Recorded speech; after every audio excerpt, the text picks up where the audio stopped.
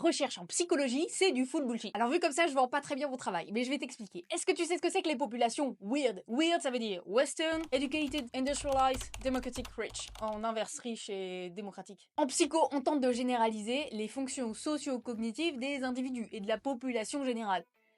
Il semblerait que ça marche pas hyper bien, je vais t'expliquer pourquoi. Si tu lis une paire d'articles scientifiques, tu vas te rendre compte que la majorité des études sont réalisées sur des étudiants. Plus précisément, des étudiants en licence, encore plus précisément des étudiants en licence de psycho. Pas évident de généraliser quand même. Et quand ces expériences, elles sont pas faites spécifiquement sur des étudiants, elles sont au moins faites dans 68% des cas sur des individus qui proviennent des États-Unis, de 96% de personnes qui généralement viennent de pays industrialisés et riches. C'est-à-dire que 96% des participants des recherches en psychologie sont représentatifs de 12% de la population mondiale. Pas terrible quand même cette histoire. Sauf qu'on s'est rendu compte que quand on refaisait des expériences psychologiques hyper basiques, avec d'autres cultures, on n'avait pas du tout les mêmes effets. Et donc les chercheurs se sont mis à répéter, à répliquer toutes ces expériences pour essayer de savoir un petit peu plus lesquelles sont réelles et lesquelles ne le sont pas. Donc la compréhension de ces populations weird, ça nous permet d'avoir un petit peu plus de recul sur les effets qu'on a observés en psychologie et surtout nous fait comprendre que on est réellement incarné dans un environnement